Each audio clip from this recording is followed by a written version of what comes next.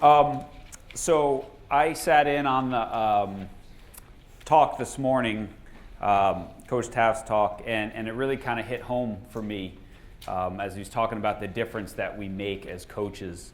And it hit home for me because a couple weeks ago I was in a city called Montrose, Colorado. And I was doing, it's on the western slope by Grand Junction. I was doing a citywide program for all their sports programs. So they had football, they had basketball, they had soccer, they had hockey, they had skiing, talking about all these same issues that we're talking about here. And so the people are trickling in the room in the beginning of the day, and I see the soccer folks and the football folks, and some people have brought their kids. And I see this one table of kids walk in, and they're with an adult, and they're about 15, 16. And these kids look a little bit different. They look like they've lived a little bit harder life, let's say. So I go over and I start talking to them, and the kids start telling me, I'm like, where are you guys from? And it turned out all these kids were from, it was called the Brown Center. It was a residential home for boys who had gotten in trouble for drugs, who'd been arrested for stealing, who'd done all this sort of stuff. And I had this amazing conversation with these kids. And so as the day goes on, it was a full day workshop, they hung out and they're sharing their stories. And it was amazing. And there was this one kid, Jacob, and he stands up and he talks about how much he loved sports growing up. And how in middle school, he got a football coach who made him hate football, who never let him ever step on the field, never once. And he quit. And he pointed to that moment right there when he walked away from his football team and found a different crowd of friends that led him to being in jail 3 years later. And every one of those kids got up and told a similar story of how when sports went out of their life, a lot of bad stuff went into their life. And so listening to that talk this morning, I was thinking it's so appropriate here that we're talking about why kids quit. Because it's a much, much bigger issue than just why, that they're going to be a college athlete or a high school athlete or whatever. It's so much more important than that. It's so much more about life. Now, my story real quick, I was actually a multi-sport kid. I grew up in New York, a multi-sport kid, and ended up going on and playing college and professional soccer. And I know, what's the soccer guy doing in a football place, right? So this is like my second scariest. The worst was when I went to Canada to talk about hockey.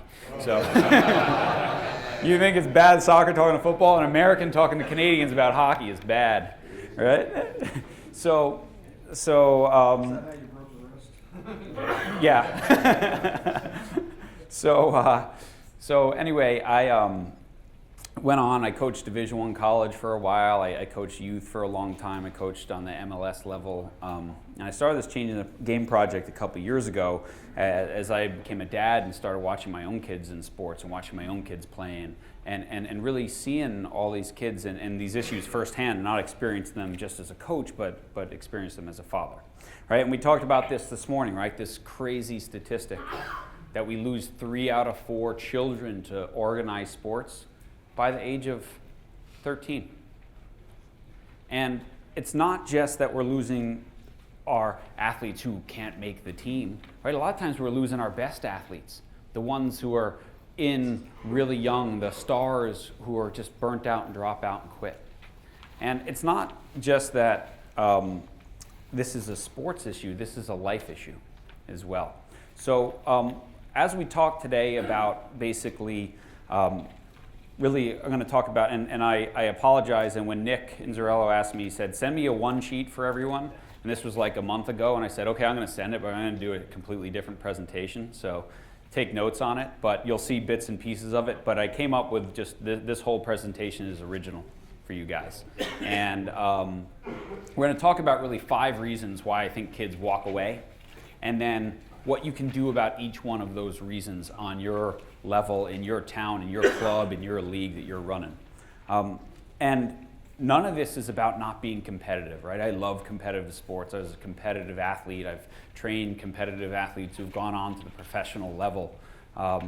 But right now, we're not making a lot of kids better. We're making them bitter, and we're making them walk away. And what we've defined as this is what competitive sports is, it's really been it's not a good definition.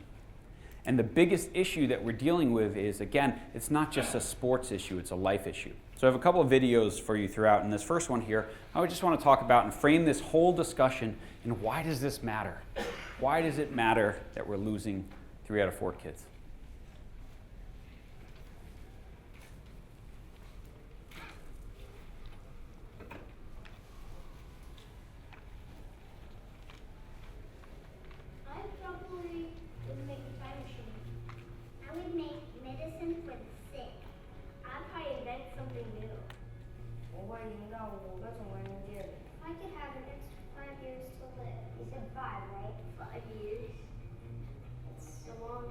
I would try to fix everything that is bad. I would bring my uncle back because I miss him very much. I would get more hamsters. I would probably want to go looking for dark matter and go looking for aliens. If I could live an extra 5 years, I was thinking about making like a helicopter, like a wooden helicopter. But I don't have any wood. I'd probably teach my sister not to hit tuna. I would try and invent a machine that lets you run at light speed. If I had 5 more extra years to live, I would be the boss of all the chipmunks. you could have nothing to do with it because I don't really know. I think I'd do anything. Why are you asking me that?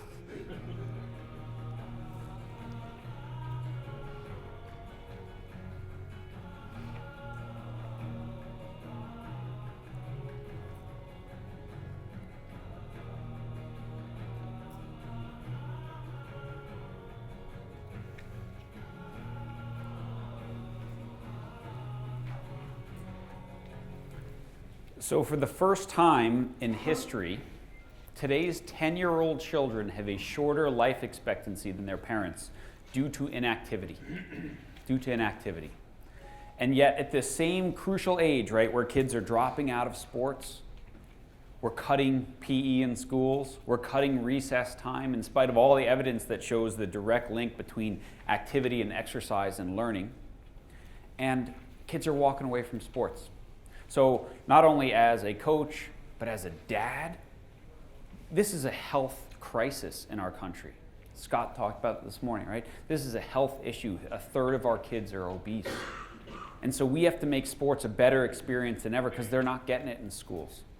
And we have to really look at, well, why are kids walking away from this sporting experience and what can we do? Because what we know is that children who are physically active at 10, 11, 12 years old are far more likely to be active throughout their life. They have 1/10 the likelihood of being obese. They do better in school. They're less likely to do drugs or get pregnant. They're more likely to go to college. They're more likely to make more money in their lives and have lower health care costs. And they're more likely to raise active kids. And by the same token, if by adolescence, 10, 11, 12 years old, kids aren't active, it's very, very hard to break the cycle later on. So it is so crucial in our role that we step in and we do something about this. So if we're going to talk about, well, why do kids quit? Well, let's first understand, well, why do they play, right? And there's been lots of studies done, Notre Dame, Michigan State University. Why do kids play? Because it's fun, because they want to be with their friends, because they like to learn, because they enjoy the excitement of competition, because they like to wear the stuff, right? That's why they play. And why do they quit? So we're going to go through 5 big reasons why children walk away from sports and what and then what we can do about each of those. So number one reason, when it stops being fun. Kids walk away from sports when it stops being fun. Now, the Aspen Institute, this research is a great paper called Fun Integration Theory, a researcher named Amanda Visick. And she asked kids, well, define what makes sports fun. And here were their top 6 answers, right? 9 out of 10 kids said, number one reason I play because it's fun. Well, what makes it fun? Trying your best, being treated with respect, getting to play, playing well as a team, getting along with your teammates, exercising and being active. These are what kids tell us why they play. A mix of kids, these aren't just recreational kids, the whole mix of kids. They came up with 81 total characteristics of fun. Here's some that I think a lot of adults think make sports fun. The kids don't quite think the same thing. Winning, number 48 on the list. Playing in tournaments, earning medals. Sorry, I met the photography guy in there. Sorry, last one, getting team pictures taken. All right, so that's what makes sports less fun. Now, here's the big issue. I think we've lost sight. I travel all over the world now, and I think what I found is people think that sports can either be competitive or it can be fun. But we're mistaking what I think we would call enjoyment with pleasure. So pleasure, right? Who had a beer at the party last night? Right? Who had a few too many beers at the party? You don't have to raise your hand. Right? All right. So while you're drinking those beers, that's pleasure. And when you wake up this morning, that's not enjoyment. Right? So maybe, I don't know. So pleasure is, you grab that tub of Ben and Jerry's and you eat the whole thing because it feels good, but it doesn't feel good tomorrow. But enjoyment doesn't mean it's pleasurable in the moment. Doesn't mean running wind sprints or doing push-ups or having a tough day of fitness is pleasurable. But enjoyment means that you love it so much that you're going to come back over and over and over. And I found that too many people think that sports can't be fun or enjoyable and competitive at the same time. And yet it has to be. I do a lot of work with clubs and leagues and stuff about creating values. I'm going to tell you 4 core values of a team that most coaches that I meet would say, that's not competitive sports. Joy, mindfulness, accountability, compassion. Those are the 4 core values of the Golden State Warriors. It's working okay. Right? So when we are teaching sports, whether it is competitive sports or whether it is just kids starting the game, we have to remember that we've got to make it enjoyable. We've got to make it fun, or we'll lose them. There's 3 key characteristics for any kid to continue and play in sports, right? They need to own it, they need to enjoy it, because those 2 things breed intrinsic motivation. And without intrinsic motivation, I don't care how fast or how strong or how talented a kid is, they're never going to play long enough and hard enough to ever be good. And so we can't lose sight of the fun part. We can't lose sight of the enjoyment part. Number 2, they lose control. They lose ownership of the experience. Right? It no longer belongs to them. Now, one of the places I think that kids lose ownership is because of this. Right? Scott talked about this a bit. You guys don't think that's a funny picture? I think it's a funny picture. Right? Early specialization in sports. We're asking kids to do more at younger and younger ages. And yet, here's what all the science says. And we heard this morning about NFL draft picks. We've heard all the time, especially in football, multi-sport athletes are far more likely to be recruited than single-sport kids. What the science shows is that kids who specialize in a single sport prior to the age of 12 are 70 to 90% more likely to get injured. They're far more likely to burn out and drop out and quit. And they're far more likely to have psychological issues of they become, instead of John the guy who plays football and does all the other stuff, it's John the football player. Now I get hurt, now I get cut, what happens? My whole life falls apart, right? Now who's heard of this idea? This whole idea has been pushed by, who's heard of the idea of the 10,000 hour rule? Right? Who knows that that's not true? Right? It's not true. There's no such thing. Malcolm Gladwell made it up. Does anyone know what the actual 10,000 hour study was done on? Violinists. 20 violinists who were asked to self-report how many hours they thought they practiced when they were growing up over the past 20 years. It's like saying, how many hours of TV did you watch growing up? And what the guy who did the study, Anders Ericsson, actually found was that the average number of self-reported hours was around 10,000. But that there were some elite violinists who had only put in 5,000 hours, and some who had put in 25,000 hours who were not elite. Because there's so many things that goes into the basket of athlete development, and the hours of training is only one of them. Genetics matters. Right? You can train all you want, you're not going to get a whole heck of a lot more fast twitch muscle fibers. It just doesn't happen.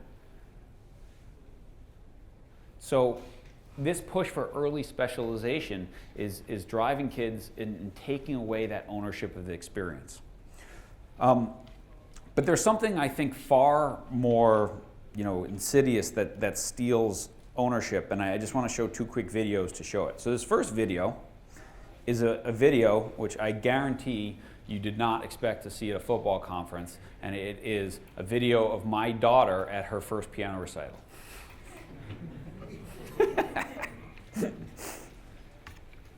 I want you to see what her teacher does when she makes a mistake.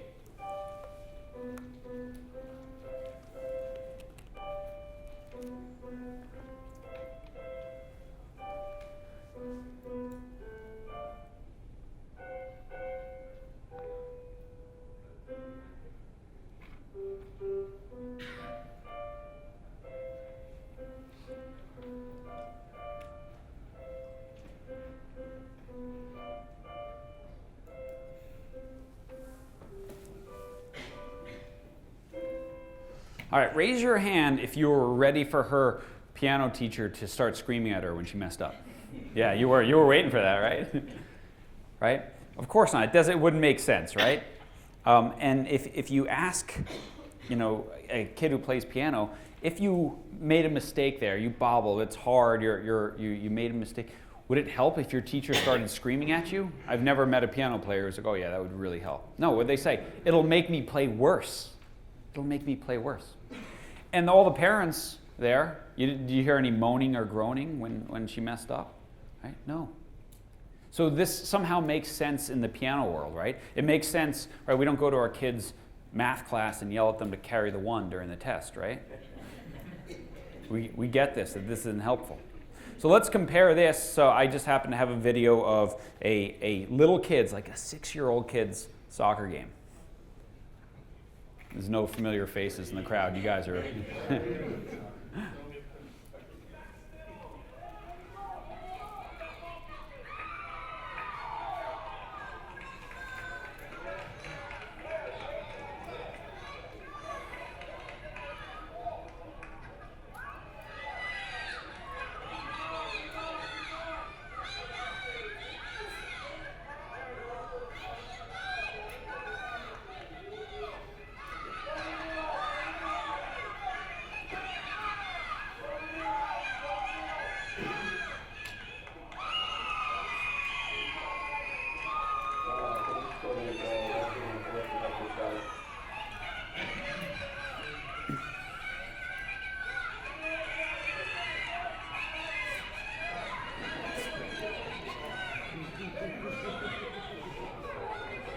If you can tell, she's on the phone.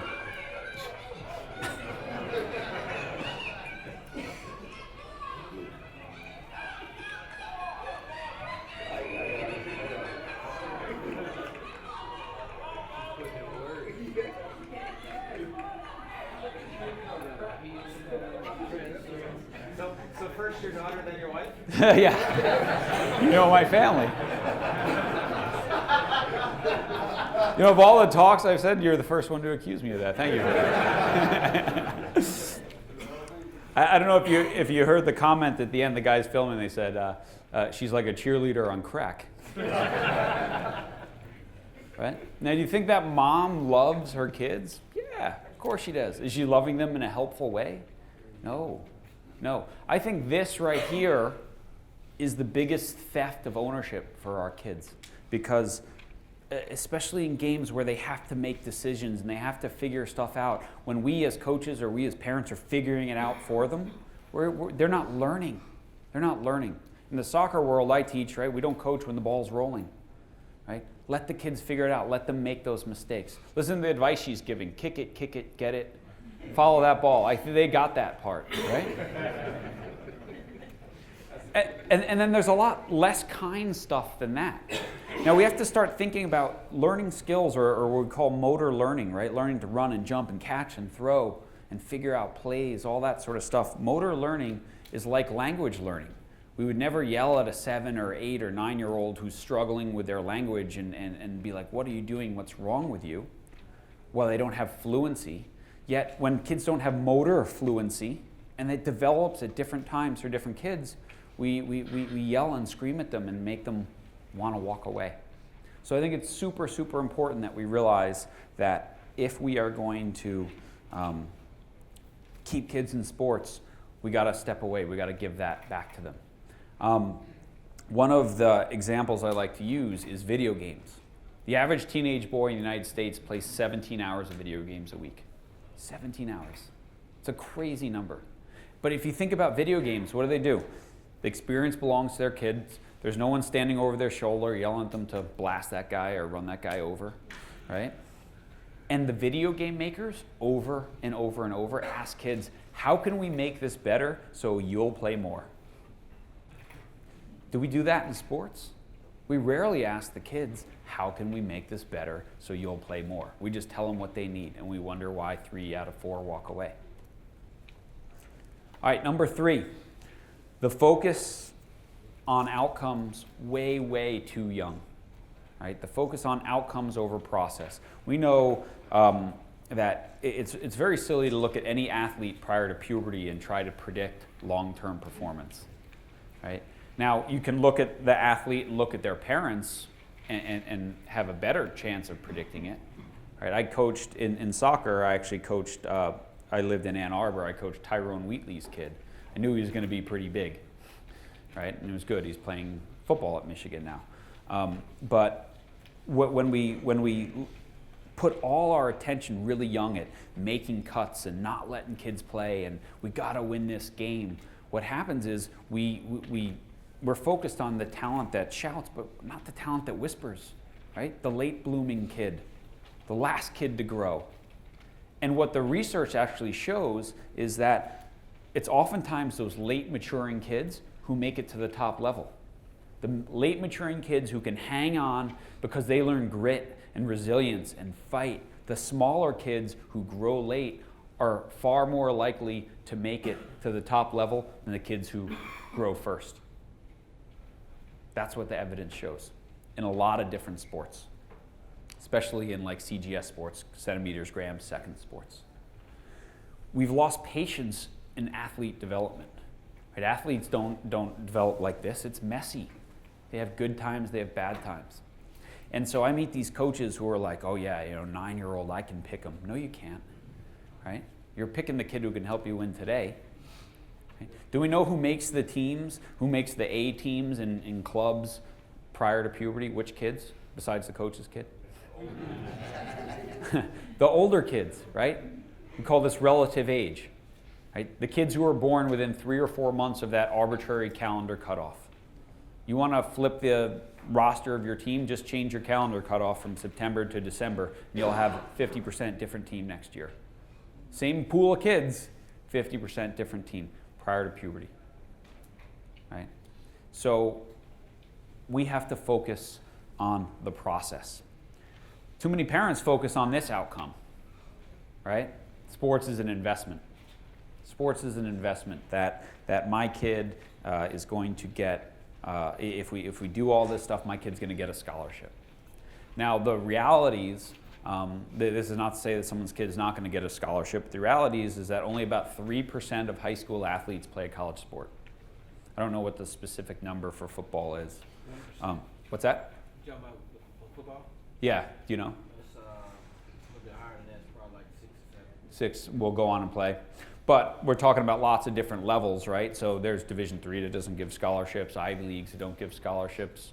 And that number drops by dramatically as to how many of them start as a freshman, finish as a senior. In college or in high school? In college. Yeah. It's like 75% don't make it to their senior. Don't make it through. And it's like 1% goes to NFL. Yeah, and it's even that's tinier, right. right?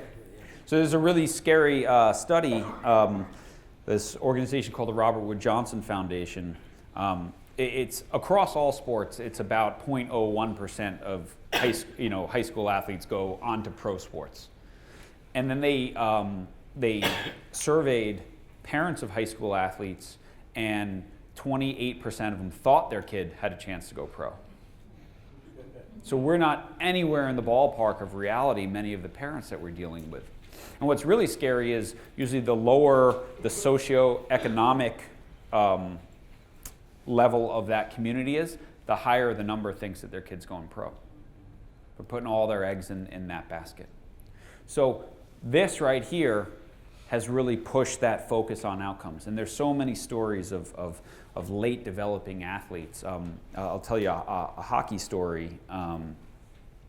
I used to coach soccer at University of Vermont, and there was a former hockey player there who he was 24 at the time. He still hadn't broken into the NHL. All the scouts told him he was too small. They told him he was never going to make it. But this guy was the hardest working athlete in any sport anywhere I've ever met. He showed up an hour before everyone else to the weight room. He worked harder while there. He stayed later. Then he'd go skate, and he'd go home and eat, and he'd come back and he'd knock on our door like, hey, you want to go for a run? Hey, you want to play some soccer or basketball or something, just so we're doing a little more? And every scout, he's 24, every professional coach and scout in the world is saying this guy is never going to make it as a pro. And the next year at 25, he slips into the league. 2 years later, he's the leading scorer in the NHL. Year after that, he's the MVP. He retired last year at age 42. His name was Marty St. Louis. Right? 2-time scoring champ, gold medal in the Olympics, world champion, potential Hall of Famer. And at 24, the coaches couldn't tell whether he was going to make it. So again, when people are like, oh, those 11-year-olds, those are the kids we're fast tracking, we just don't know. We just don't know. So we have to create an environment that fits for all of them, that lets them all play. All right, number 4. Kids quit when they feel disrespected. And I want to use these sticky notes now. Because I want to do a little activity. This will be a good room to do this. I just threw this in. Lucky I had them in my bag. So everyone's got 5 of those yellow sticky notes, right? Yes. All right, so here's what I'd like you to do. If you can for me, 1 per sticky note, write a word or phrase that describes the best coach you ever had. So the best coach you ever had, a word or a phrase, 1 per page, come up with 5 qualities, okay? There's no wrong answer. Okay, here's what I would love you to do. If that word or phrase has to do with your coach's knowledge of the game, stick the sticky note on this wall, okay? Watch the cameraman, and maybe if you guys pass them over to the end person. And then if that word or phrase has to do with your coach's ability to connect, emotional intelligence. So this is passion and caring and motivation and communication. Stick it on this wall. Go ahead when you're ready. This part you can get wrong. Buying beer is connection. Yeah, if you guys hand some sticky notes around to help each other out. Connection, knowledge.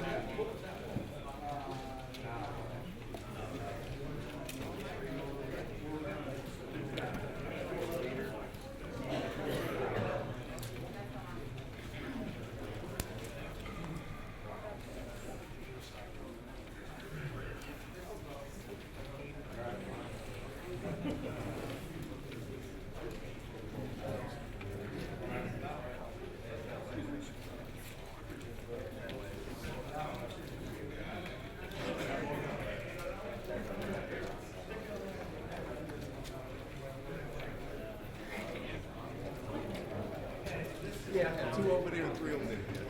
Knowledge on the left side by the cameraman, connection over here.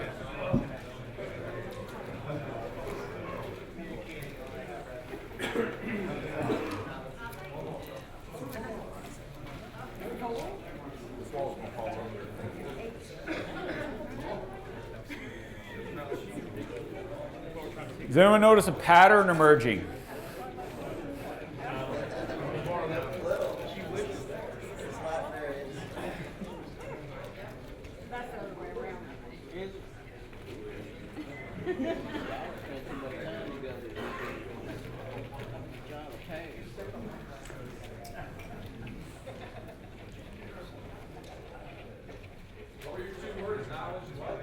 Connection.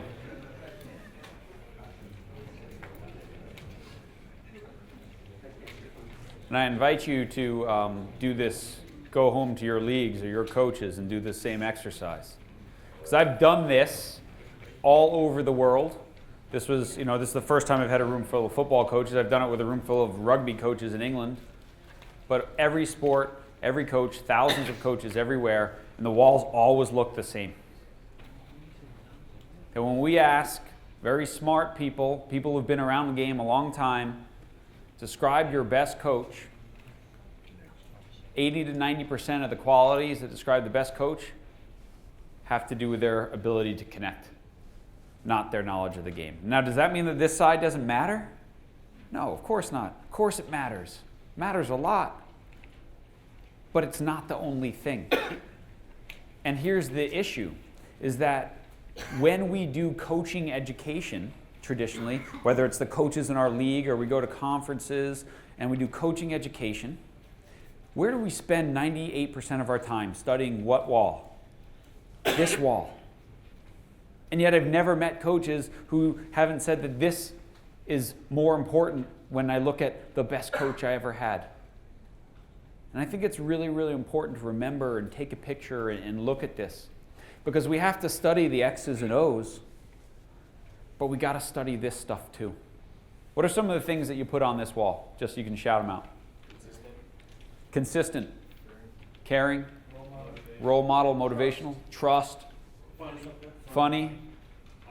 Honest. Positive. What was that? Discipline. Yeah, complimentary, positive. Right, these are all the things that we put on this wall. Show of hands, did anyone not put any on that wall? Yeah, look around the room. I mean, that's pretty typical, third of the room. Now, does that mean because that didn't matter with your coach? Does your coach know nothing about the game? No. It's just not the differentiator between an average coach and a great coach, especially when we're talking about influencing kids for life, especially when we're starting to, we've coached long enough that we start to rate our ability and our impact as a coach, not on how many championships we win, but how many weddings we get invited to, right? How many graduations we go to. How many kids call you up a couple years later and say thanks, right? That's how we start to rate ourselves. In this Aspen Institute study, this is what kids told us, what they want from a coach. Respect and encouragement, a positive role model, clear, consistent communication, knowledge of the sport, and someone who listens, right? So again, four qualities from that wall. The first 10,000 or so sticky notes, I actually tallied them up. It was a phenomenal project for my little kids. And the number one answer, more than double any other sticky note, was caring. They cared about me as a person first, and that way I would run through a wall for them as an athlete. I teach coaches, right? You don't coach a sport, you coach a child. You coach a person. And every person needs something different. Some need a kick in the butt, some need a hug. And as soon as you realize that it's not one size fits all, then you reach more kids and you impact more kids. And when you build that bond with them, man, they'll run through that wall for you. I'm going to skip this video quick because someone said this before, trust. Trust. The key to this environment that our coaches have to understand is creating an environment of trust. This guy right here, his name was the Great Blondin. In the mid-1800s, the Great Blondin, he was a French tightrope walker. And he used to come to the United States, and he used to tightrope walk over Niagara Falls. And he became more and more famous, and he was this big showman, and so he'd do more and more. Every year he came back, and the crowds would get bigger. So he comes back this year, and he's like 20,000 people watching him. And I'm the Great Blondin. Who thinks I can walk on the tightrope over the falls? And 20,000 people are like, ah. He's like, who thinks I can push this wheelbarrow over the tightrope and still make it over? And they're like, yeah. And he's like, who wants to get in the wheelbarrow?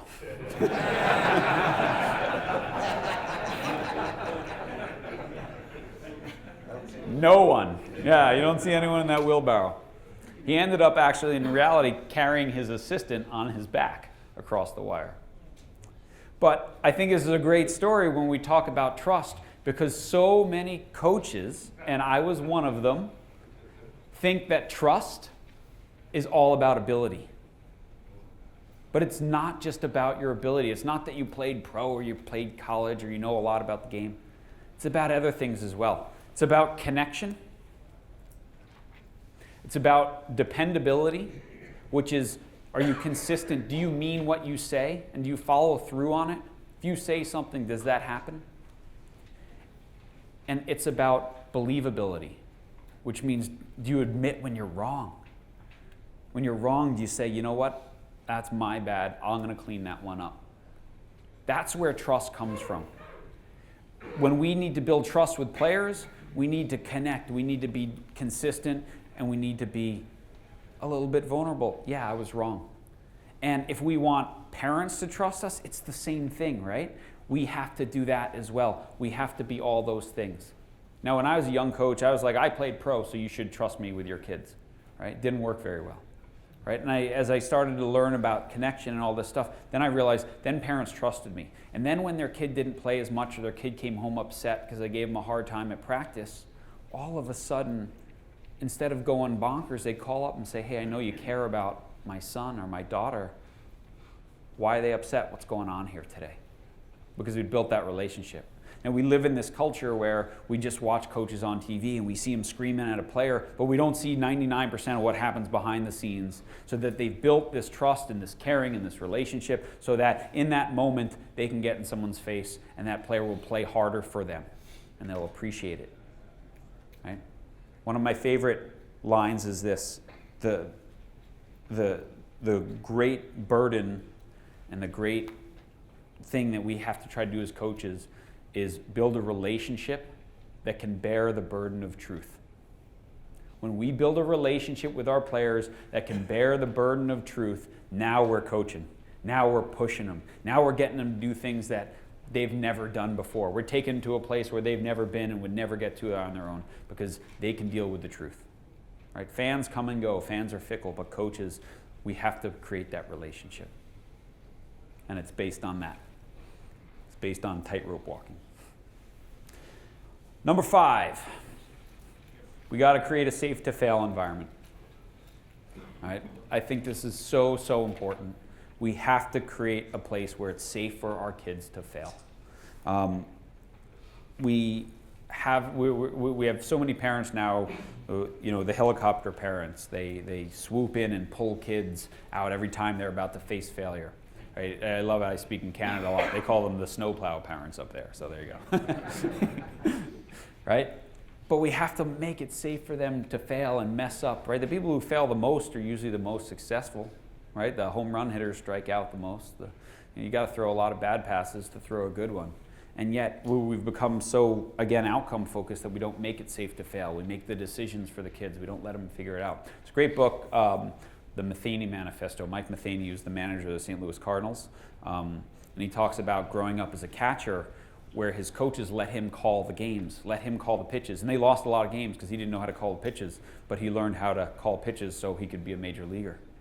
Right? So we got to make it safe to fail. And one of the biggest places is here. Right? The ride home after the games. My friends Bruce Brown and Rob Miller from Proactive Coaching, I don't know if you know their work. They do amazing work. Highly recommend them. They did exit interviews with athletes. There's also university level research out of Australia. When they ask kids, what is your worst memory of youth sports? It's this. The ride home after game. Right? Because they're physically and emotionally exhausted. Parents are emotionally pent up. And yet we're going to make that a teachable moment. Because we got them locked in the car and we're stuck in traffic. And what kids tell us is that maybe this is the least teachable moment. I don't know if any of you have seen this show, but I think this little video here shows it best. Did you tell the coach to put you inside the game? How many times? Are you sure? Because I feel right next to you. I tried as many times as I could be. Dude, you're not getting it done. Let me explain something to you. If you do something wrong, do I tell you? Yeah. Okay, I correct it. Or I tell you so you can correct it. How do you know what to correct if you don't even know why he pulled you out of the game? What did I tell you about that? What, are you scared of him or something?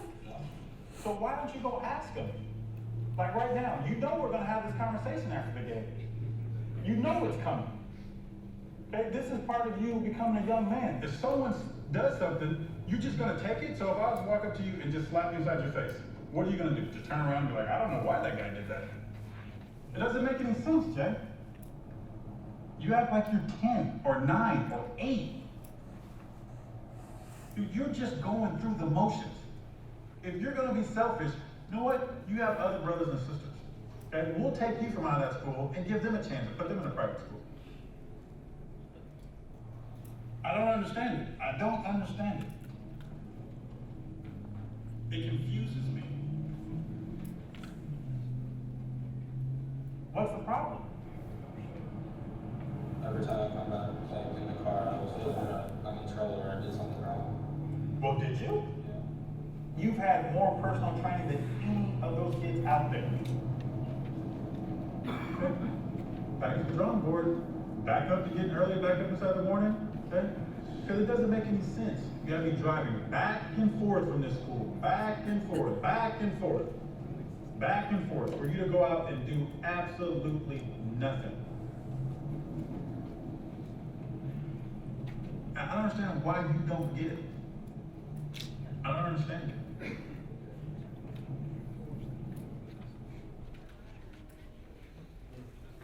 Has anyone seen that? Seen that show? Trophy Kids, right? HBO. You remember, you guys who have seen it, you remember how that ended? Yeah, he left. He moved. He quit football, and then he moved across the country to live with his mom. Is there any athletic achievement for our kids that is worth never having a relationship ever again? No way, man. There's no way, right? And I that video is so sad. And all I think about is, man, he knew the cameras are on. Like, what's it like when the cameras are off? That was his best behavior. So, you know, we got to make it safe to fail. We got to let that time. We have to encourage our parents to let that time in the drive home belong to the kids. Now, it's okay to push our kids. There's nothing wrong with that. Right? We should push them, but just not there. Not there. There's better times when they're already disappointed and sad, right? Every kid's different. I like to talk about sports with my dad. My dad was a college football player. My dad was actually a college football player at Fordham University. They were one of the best teams in the United States. This is the early 1950s. His freshman year, he played football, and they were about to hire an assistant from the New York Giants named Vince Lombardi as their head coach, and then they decided to drop football. So my dad was an Irish Catholic guy from the Bronx, and he was hard, but I like to talk about it. I like the honesty. My brother hated it. My brother ended up walking away. So we have to encourage parents to ask their kids, and if the kids bring it up, have that conversation.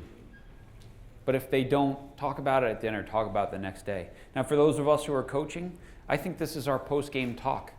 I think I became a better coach the less I started saying after games. I mean, how much do you have to say right after a game that you couldn't say before the next practice or in the hotel that night or whatever it is?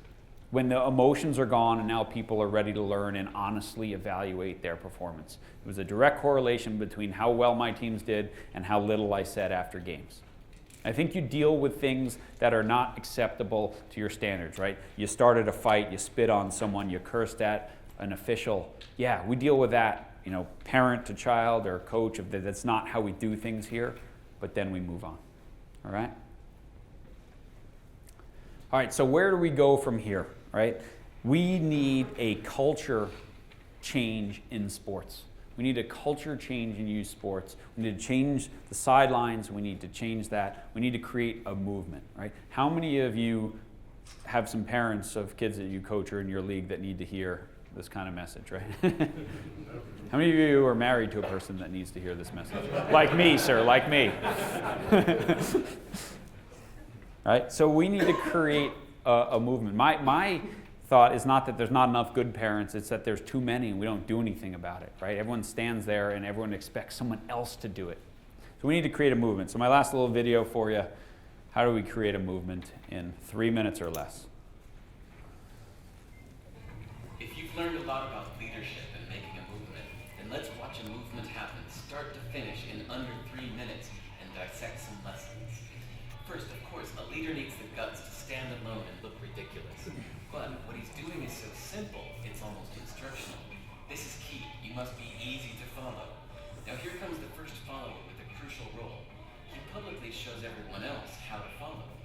Notice how the leader embraces him as an equal. So it's not about the leader anymore. It's about them, plural.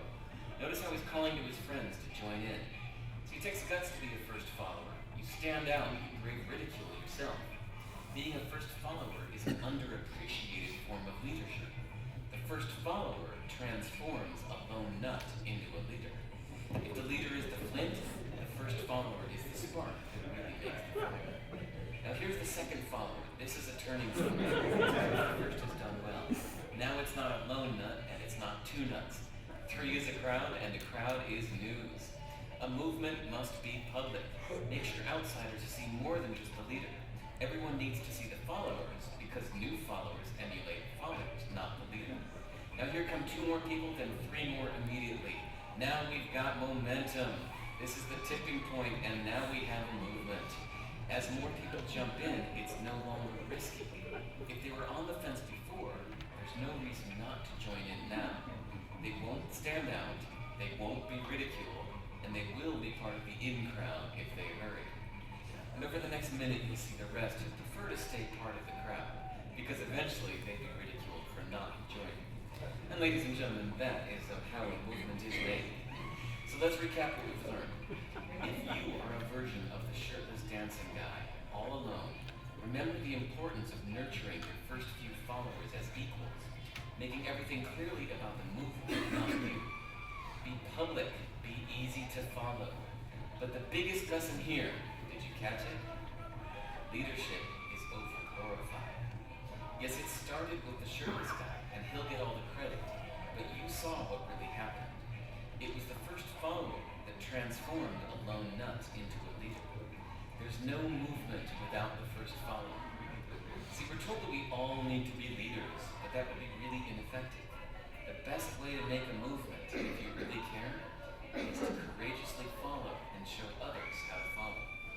When you find a lone nut doing something great, have the guts to be the first person to stand up and join in.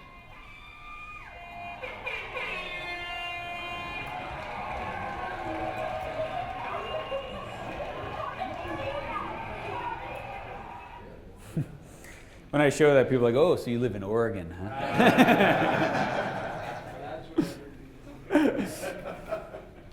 So, you know, what we do at the Change in the Game project, or what, you know, Jim Thompson does next door with Positive Coaching Alliance, right? We're the shirtless dancing guy, but it's not about us. It's about all you going back to your clubs or your teams and saying, we're going to do things a little bit differently now, right? And it only takes a small group of committed people to make big changes. That's really the only thing that changes the world. You don't need everyone's agreement. You just start doing it with your leadership and changes.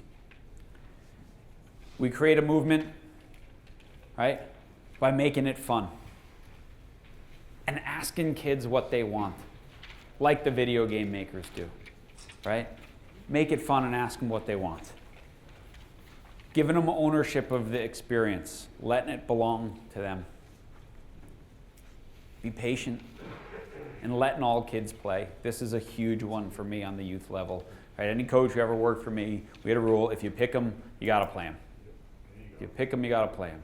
And I think USA football and youth football will be well served if they, after this analytics, really start looking at, you know, especially the young kids, smaller sided football, right? 7-a-side, getting kids touches on the ball, getting them all playing different positions. Because in every other sport that's done the analytics study, it's off the charts how much more kids enjoy it, how many more touches they get, how many more decisions they make, how many more tackles or interactions they have, right? So we gotta let kids play. We gotta educate our coaches on what really matters, right? On this. This wall's important, but this wall means just as much, if not more. And the younger they get, it's this right here. Yes, we have to teach them to tackle the right way, but boy, we gotta connect first, right? and we have to treat them like the kids that they are. And finally, right, we got to make it safe to fail. Yeah, you can take a picture of that one. That's my last word there. So, right, make it safe to fail. Make it safe to fail for these kids. Because, oh, did you miss it? Oh, I could be told. Oh, there you go. Perfect. All right. We got to do it. It's such a beautiful, it's such an amazing game that can teach kids so much more about not just sport, but about life. I'll finish with a great quote. And the best part about starting and changing the game project has been meeting so many amazing coaches across all sports all over the world. And one of the guys I got to meet is a very world famous swimming coach of all sports. His name is Sergio Lopez. He was a 3-time Olympic swimmer. He sent like 42 of his swimmers on to swim in the Olympics. And I asked him, I said, you coach a sport where people are always cutting corners, where people are doing stuff. Do you ever feel compelled to keep up that way? And he said this to me, and it gives me goosebumps thinking of it, and I pass this on to coaches everywhere. He said, how could I ever be disloyal to a sport that has given me a life? How could I ever be disloyal to a sport that's given me a life? So when you're coaching your kids, when you're training your kids, when you're running your leagues, when you're working with parents, remember that it's about those kids, and that if we can make it more fun and we can let them play, and if we're ever unsure, we say, hey, does this decision I'm making here today, is this benefiting the sport? And if it's yes, then do it. And if it's no, then you might have to go in a different direction. But if we do that, then we can change youth sports, we can keep kids in the game, and we can help grow this amazing game. Thank you, guys.